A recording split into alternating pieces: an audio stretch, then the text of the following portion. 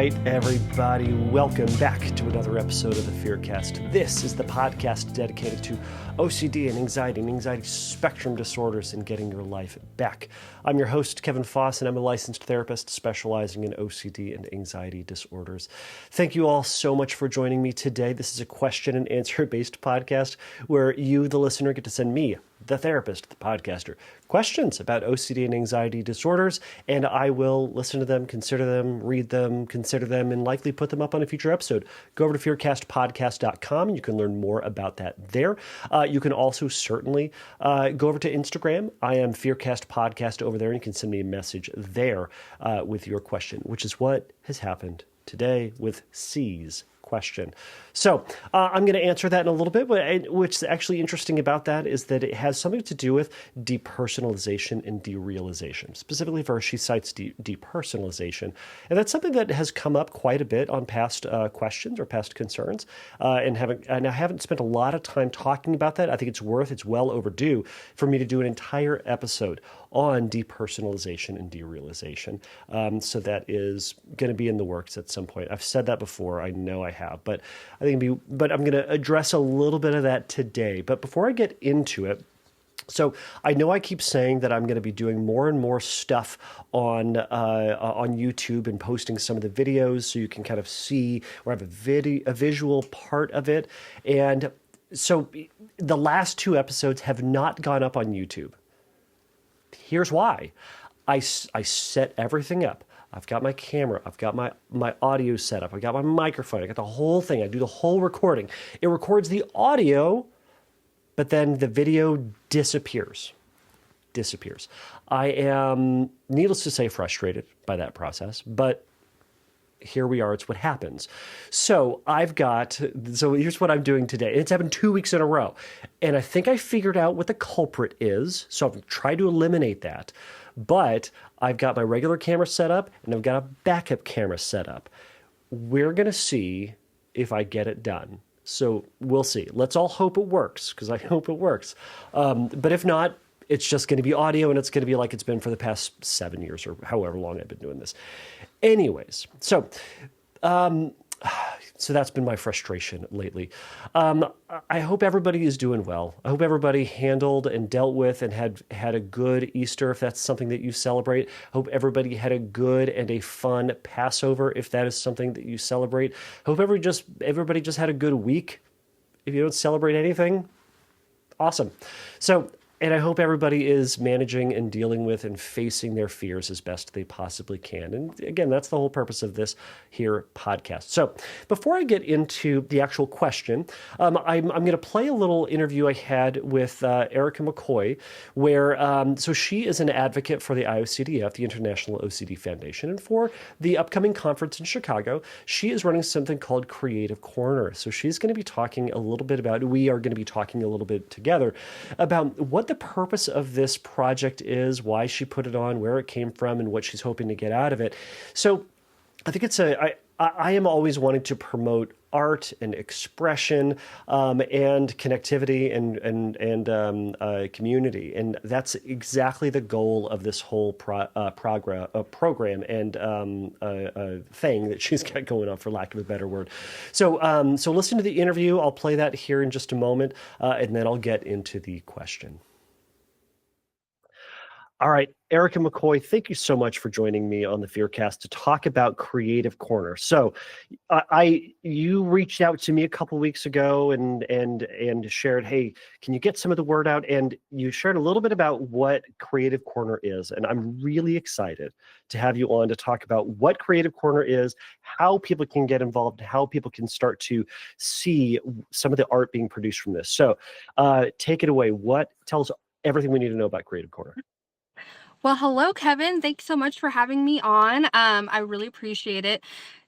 Yes, I'm here to talk about the Creative Corner that will be at the 30th annual OCD conference put on by the International OCD Foundation.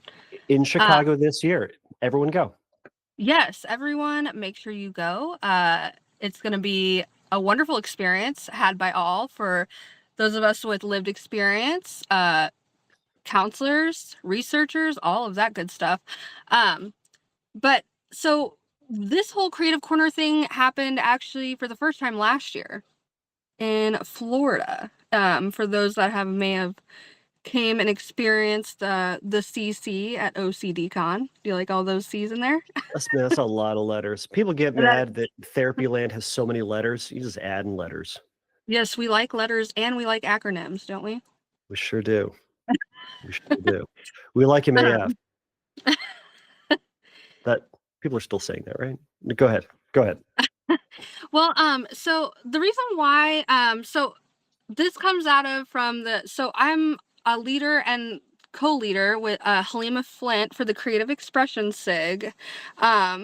And that anybody can sign up for that. So if you guys want to get involved in that as well, that's for all of us in the OCD community that are any sort of creative person. So if you're an artist, musician, film, dance, any of those things, and you want to get involved with advocacy or just any sort of want to be a part of that community, more than happy to have you be a part of that. And what happened was my first conference I ever went to was San Francisco. And man, was that overwhelming for me. Okay. There was a Mhm. lot going on. And um there was just too much. I mean, there was so much going on. And so after that conference, my body, mind, and soul needs a little bit more of a different type of interaction for me to absorb information, for me to be able to just exist in some kind of way that is cohesive. And that's where I kind of started thinking about what is a way for me to be able to experience, and others, for me to be able to experience a conference so it's not just so overwhelming. And that's where the Creative Corner kind of came out of. And I started, me and Halima started thinking about what that kind of would look like, right? Because we already had the after hours activities. And that was all really wonderful. But I was like, wouldn't it be awesome if we just had a space that was like all these creative activities in one space and we could all come together and, you know, do our thing and just kind of have a place to relax. Not all of them are just after hour activities either. There's some informational. I'm not going to go as far as art therapy because that's not what's Mhm. going on in there, but they're therapeutic in sense. I want to be careful with what I say there, but Sure. you know, uh it's mainly for connection and just really having a place that you can hang out during the conference and do things together, right?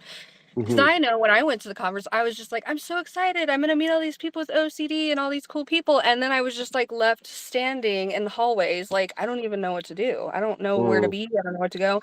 And Mhm. the Creative Corner is just, because even if you don't consider yourself an artist or a creative person, most people I know like to gather together and do some kind of activity together. Mhm. And when you do that activity together, that opens the door to be able to talk and just get the juices flowing to meet one another. Mhm. And when we got down there and we were planning all these different things and getting the SIG involved. We had not alone notes in there, and so there was card Mhm. making happening the whole time. And we had bling out your pill bottle. Everyone really loved that one. I don't know if you That sounds yes. like fun. That one was a really fun one. Um, and so it was just a place it's just a place to have fun, Mhm. and be amongst the community. And so it went really well last year. So of course we had to bring it back again this year. And this year we have, I want to say, altogether 15 activities and or presentations going on in that space this year. Okay. Yeah. Yes. And of course it's going to be open all 4 days just for Mhm. open create time. So there's going to be the programming going on, and then if there's a time that you just want to come in and just draw, or there's going to be different supplies in there, And the art gallery is going to be on a loop going on in there on a TV screen. So Awesome. that was what I actually reached out to you about, was helping me spread the word about making sure that if you create anything, get your artwork in there. Mm-hmm. You know, I remember last year we had someone that made bracelets and took a picture of it, and we put that in the art gallery. You know, like some people think I have to create some like major masterpiece to be put in an art gallery, but if you create it and you can take a picture of it in some sort of way, we want that in the art gallery, you know? Yeah. Now, is this stuff that is going to be created there that's going to be put up on that, or is that stuff that people can send photos of in advance for it to be put up on the loop? Yes, so for the art gallery, that's going to be stuff that is for in advance. So the deadline is April 28th, which would be this upcoming Monday. So, Okay, so I'm going to put that up on Instagram, and we are going to okay, try to get this podcast out as soon as we can. yeah. But if we can, but so for other listeners out there, if you're getting this on Monday, because this will come out on Monday, or it will come out likely Sunday night after all my family goes to sleep and I actually have time to do it. Point is, it will be out. And if you have, well, all right. So Erika, if people do hear this, they see it on Instagram, they see it everywhere, and they want to put their art in the gallery, how do they get that art to you? Absolutely. So, in my bio, I have a link to the form, to the IOCDF. There's On your another bio, where's your bio? Oh, on the in my IOCDF website. my bio is I meant in my Instagram bio, sorry. Got it. There's a form. The IOCDF has a form that you have to fill out, and then you submit. You put your artwork in the form. Awesome. All right. So everybody, you hearing that? So you got to find Erika's Instagram, which is Creativity plus MHA, mental health advocacy. perfect. Find her, follow her, and then press follow the link. Go find the form. Submit your art, or if you're going to be in Chicago this year, go find her. Go find the Creative Corner and put up and meet some people. Put some art together. Creatively express yourself and meet some people. Yes, and I hope people realize too, what I found, because for me, I had to do ERP by myself. Yes, Yeah. and which is unfortunate. It was just my what I had to do because of my financial situation. Mm-hmm. Okay, and what I did most of the time was I used art for a lot of my exposures. Tell me about that. What did that look like for you? What did that look like for me? Yes, of Yeah. course. And what I mean by that, if you're okay with that. oh, I am fine with that, Kevin. Okay. I realize we But didn't talk about this in advance, so I don't want to ask you to do something that you're not comfortable to do. But so if you're cool I'm with an open book. I'm an open book. But what I did a lot of the time, like one example, especially because I had, you know, some like I guess you would call it imaginal exposures, possibly. Mm-hmm. I don't know, you're the professional, not me. That's what we call them. But so one of my things that I was just always had a big my hierarchy, I guess, was about a fear of ending up in hell, Mm-hmm. right? So one of the big pieces I did is that I actually painted myself in hell. It sounds super fun. It was probably a blast to do. It was challenging. It was challenging. But it was very challenging, but by using the skills that I have and using art as a conduit, it really helped me to be able to do that exposure in a way that was really meaningful for me, other than, maybe writing. I mean, I'm not big of a writer, honestly. So other than like maybe writing a script or something like that. And that's awesome. And I think that's you bring up a really good point. And this is one of the things I love about the idea of the Creative Corner is that, when we talk about in therapy, I talk about it on the podcast, it's like we talk about exposures, and I'll talk about scripting, and we'll talk about challenging cognitive distortions, or other therapeutic things. But one of the things that's absolutely helpful and can be incredibly effective for a lot of people, it sounds like certainly in your case, is to use the creative abilities that you have and the skills that you have available to you to engage therapy in a new and different sort of way. So, for a lot of folks, doing just straight up writing a script is going to be incredibly boring. They're not going to want to do it, but they're going to be more on board with drawing a picture, painting something, listening to music, writing some music. I've worked with folks certainly where we've drawn a ton of pictures and we put them up all over the office. I worked with someone who, they wrote a full piece of music, and that was their exposure. So, ERP and therapy for OCD and anxiety disorders doesn't have to just be this one thing that we talk about in various books. It can be a creative outlet to embrace your fears, to face your fears, and in this way also to meet other people and share your experiences with them, and that can be an incredibly validating process in and of itself. Yeah, and I agree with that completely, and I think it also made it to where exposures weren't so scary, right? Mm-hmm.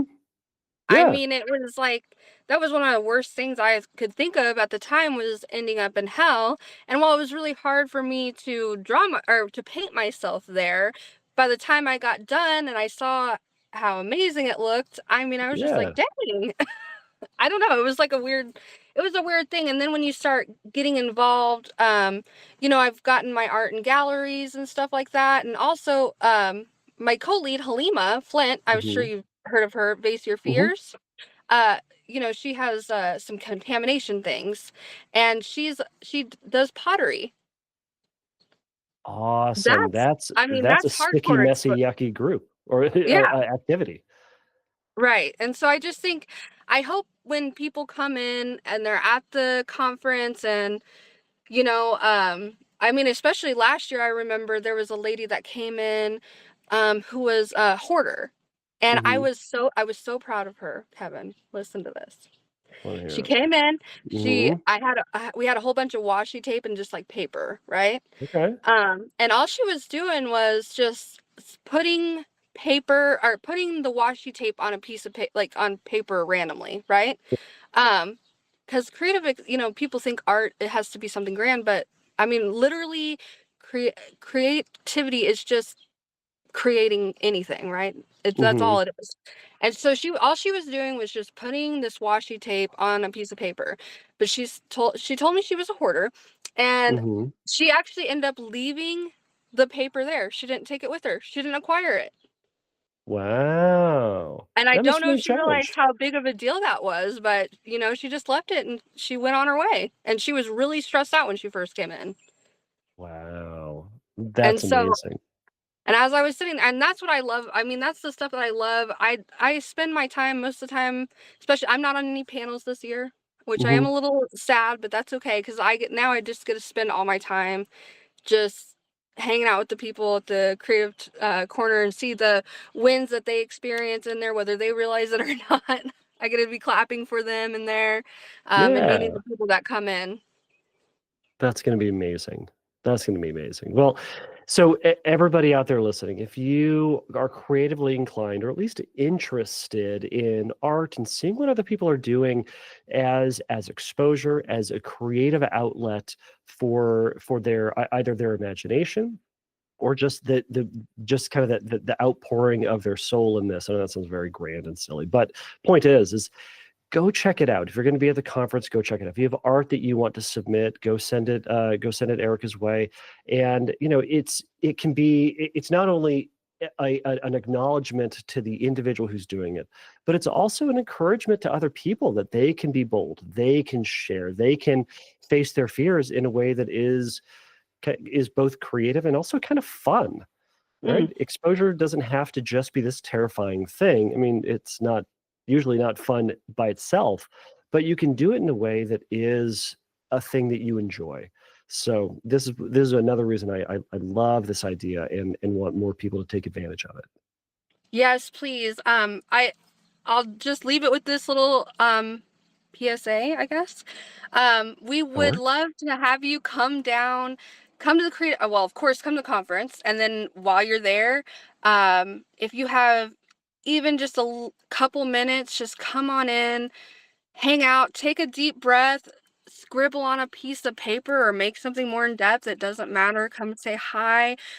We just want you to be able to be free with yourself and just exist in there and be happy. Awesome. Well, Erika, thank you so much for joining us today and sharing this opportunity for people at the conference.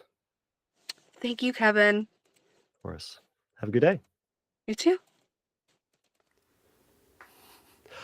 All right. So I hope you enjoyed that conversation with Erika. It was awesome. It was super fun.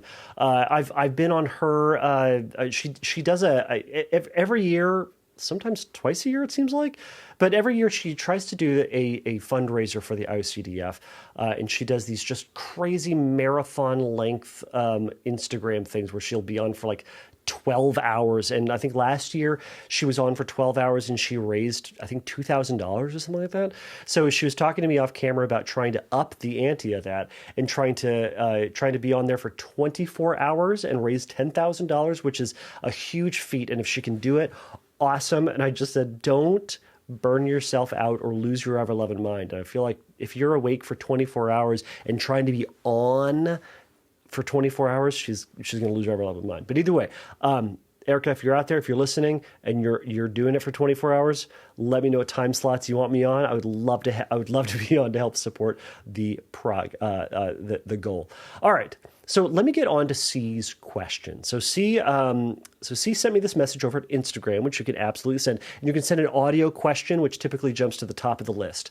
But she sent me this text question. So I will read this here. So she says, I've been dealing with SOOCD and ROCD for quite some time, but it intensified. And she says, shocking, LOL. But it intensified when I got into a very healthy relationship with my now boyfriend right as I was graduating from law school and studying for taking the bar last May. I wound up having almost a total mental breakdown, which I fortunately survived.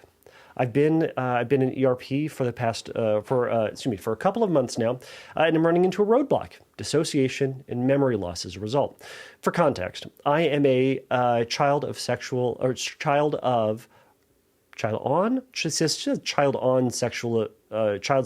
I think it's child. Anyways, she writes child on. No, this makes total sense now. Reading, everybody. All right. I am a child-on-child sexual abuse survivor and developed dissociative tendencies to cope with it. I also grew up in an exceptionally volatile household with one parent that was emotionally abusive and the other dealt with alcoholism as a result, ultimately leading to divorce. It doesn't shock me now that I now deal with dissociation. The problem is my brain seems to check out whenever I sit with anxiety, as is prescribed in ERP, exposure and response prevention. If I try to sit with the what ifs or the anxiety that I'm gay or not attracted to my partner, or insert OCD theme here. My compulsions are almost all mental, and when I try to resist them, my brain overrides me and dissociates. I'm having trouble remembering a lot of the past year as a result. I guess my question is, how do I push forward with exposure and response prevention when my brain seems to have this coping mechanism built in that isn't serving me and enabling my OCD? Sincerely, C.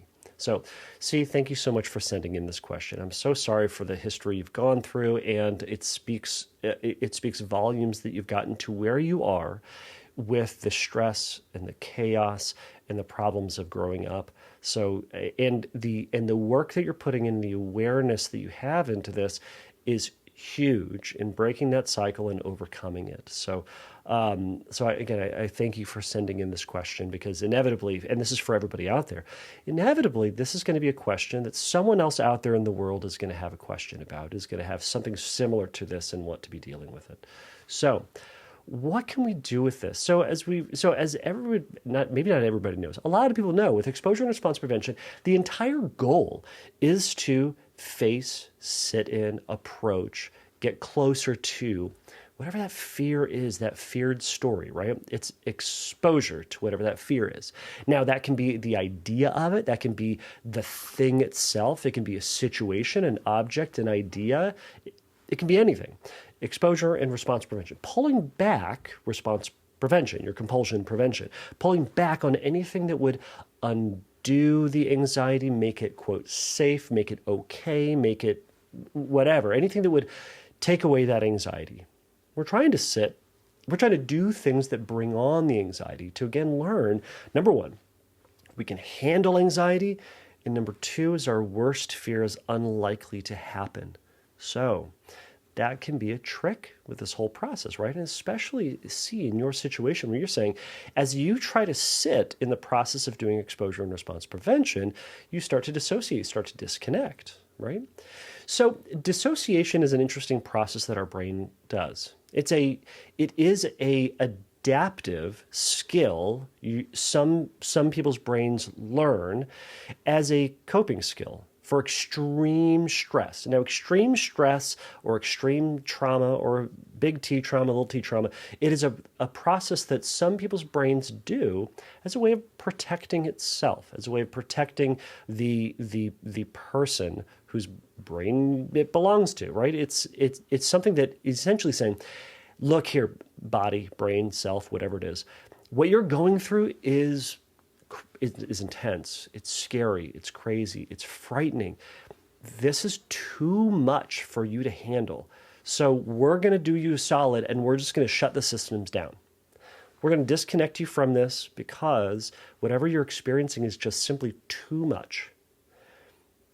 And it's helpful.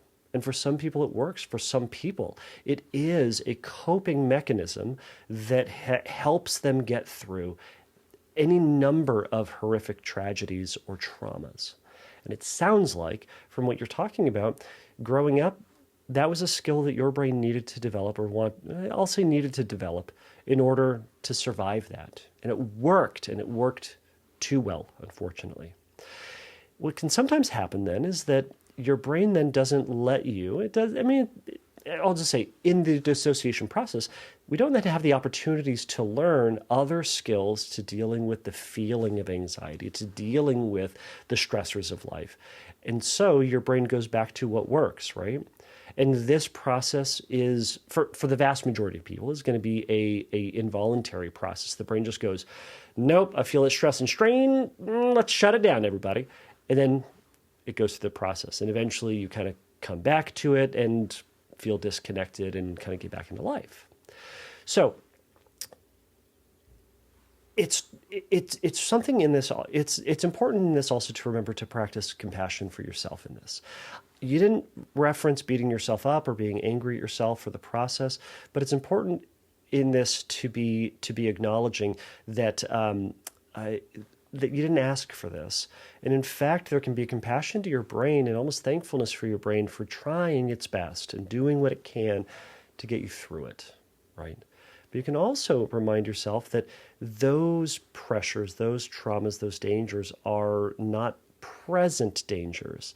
So your brain is playing the tape. It's kind of doing the same thing that it's always done to a certain degree because you've asked it to and because it's worked. So we need to be developing new skills. So I'm just going to briefly talk about a skill today. I'm basically just going to be singing the praises of mindfulness and giving you an idea of something that you can try. And there are any number of much, much better podcasts that talk about mindfulness and giving you exercises about how to stay grounded. But I'm just going to talk a little bit about maybe one way that you can practice it so that you can start to do ERP in a reasonable and safe way. So first, I'm just going to read you a brief quote from Overcoming Depersonalization Disorder. So this comes from page 99 for anybody interested. So it says, depersonalization is, more or less, a failure to tap into your immediate awareness. So mindfulness allows you to give time to each of your experiences as you experience it. taking one at a time. Mindfulness helps you to accept your discomfort because nothing seems truly insurmountable if you are concentrating on only one thing at a time. Awareness is the only goal here. We don't expect you to be able to achieve total peace or to be totally happy about depersonalization or any other discomfort you face on a regular basis.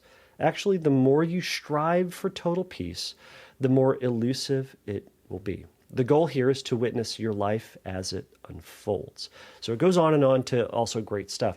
But I think that the point in that is depersonalization is more or less a failure to tap into your immediate awareness, right?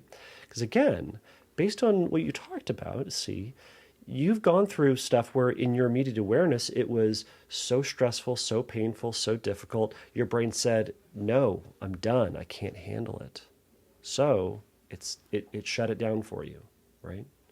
So instead, what we need to do is to be able to practice showing yourself that you can be in the present and dealing with and managing and holding space for that anxiety. Now, sometimes, I'll speak for myself as well, OCD therapists and anxiety therapists, man, we want to go big. We want to go big and we want to go fast, right? And that can be overwhelming for a lot of people. And for some people, that can be too much too fast. Now, as I've said before, there's no such thing as a failed exposure, meaning if you gave into it or if depersonalization or dissociation happens, it's not a failure. It just tells us something. It's a room for information. It means that we need to do something slightly different. Maybe we need to start lower, or we need to work up towards something, or we need to start much, much, much more foundational and simple. And I wonder, see if that's where you need to be. I wonder if your OCD therapist is starting you too high, and wherever you're at. And that may be, hey, we're gonna, we're going to look at same-sex individuals and we're going to tolerate thoughts and we're going to tolerate feelings and all good stuff. But I wonder if that's too high even still. I wonder if you might even need to back it down to just simply like looking at like a rainbow flag, and practicing grounded mindfulness in the process. And maybe even that's too much. Maybe it's just the writing the word gay. Maybe it's just writing the letter G is where you're going to be for right now. So as an exercise, first you'd really start to develop your mindfulness abilities. So really practicing grounding, getting in touch with all of your senses. What are you seeing right now? What are you hearing right now? What do you feel right now physically? What do you feel right now emotionally? What are the things bouncing between your ears right now? And without judgment, without criticism, without fighting against it, just being here. And before you even get into exposures, just being able to do that and saying, I can be here. I don't need to be in dissociation land to survive this. I can get through this. So you're going to practice that, and you're going to practice that, and you're going to practice that, and you're going to practice other methods of mindfulness. Again, there's a bajillion different types. I'm just giving you one very simple one, right? You can use some of the apps that'll do guided meditation that'll help you to practice being present and observing and shifting your focus, all being present in a non-judgmental fashion. And then you're going to practice that with a stressor, with writing the letter G. And you're just going to write the letter G. And that you may say, Kevin, that's super easy. That's too easy. Great. You're going to write the letter G, and you're going to sit there and you're going to be present. And you're just going to notice what that experience is like. 2 minutes. That's it. And then you're done for the day. And you're going to see if you dissociate or not. And if you're present, great. Then you're going to do it again tomorrow for 2 minutes, and then tomorrow for 2 minutes. And then you're going to do it tomorrow for 3 minutes. You see where we're going with this. And then if you can do it for an extended period of time, 5 minutes even, then we're going to try it with GA, right? Or LE, right? Depending on what the word is that triggers you. So all of it to slowly and steadily get into this practice. And if you start to dissociate, that's okay. We're going to back off of the exposure. We're going to reground ourselves to just what's happening right now. No pressure, no stress, learning that the present moment is safe. The present moment is okay, and you're okay to be in it. And you can deal with and observe and make space for the stressors and stuff that's in it, and then slowly start to move up. And again, at any point in that process, if you start to dissociate, great.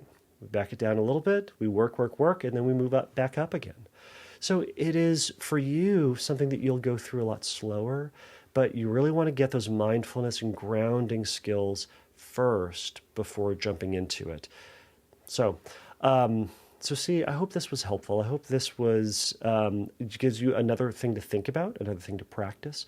And shoot me an email, shoot me a message again, and let me know how it's going, or what's been working, or what's not been working. And I'd love to share that with everybody else out there. So, I hope you can keep pushing forward. I hope you can find some recovery in the process. So, best of luck, and thanks so much for the question.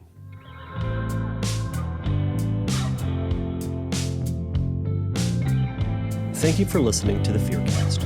If you would like your question answered on a future episode, please click on the Submit a Question link at fearcastpodcast.com. If you would like your question answered sooner, please send me a recording of your question to questions@fearcastpodcast.com, or by sending me an audio message through Instagram by DMing me at fearcastpodcast on Instagram. If you like the Fearcast, please write a review on your podcast platform of choice.